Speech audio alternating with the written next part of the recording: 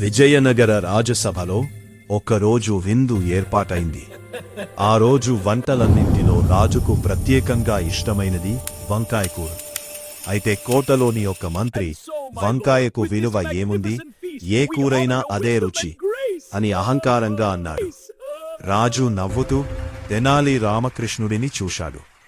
తెనాలి వెంటనే వంటగదికి వెళ్లి వంకాయతో 3 రకాల కూరలు చేయించాడు.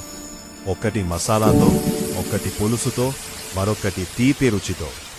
విందులో ఆ 3 వంటలు వడ్డించగా రాజు సహా అందరూ ఆశ్చర్యపోయారు. ఒక్కో కూర ఒక్కోలా రుచించింది. మంత్రి ఆశ్చర్యంతో ఇన్ని రుచులు వంకాయతోనేనా అని అడిగాడు. తెనాలి నవ్వుతూ, విలువ పదార్థంలో కాదు మహారాజా, దాన్ని ఉపయోగించే తెలివిలో ఉంటుంది. మాటలైనా వంటలైనా తెలివి ఉంటే చిన్నది గొప్పదవుతుంది అన్నాడు. రాజు తెనాలి జ్ఞానానికి మెచ్చి బహుమతి ఇచ్చాడు. మంత్రి తన అహంకారాన్ని వదిలి ఆ రోజు నుంచి తెనాలి మాటలను గౌరవించాడు. వంకాయ కూరతో పాటు తెనాలి తెలివి కూడా రాజసభలో మరింత రుచిగా నిలిచింది.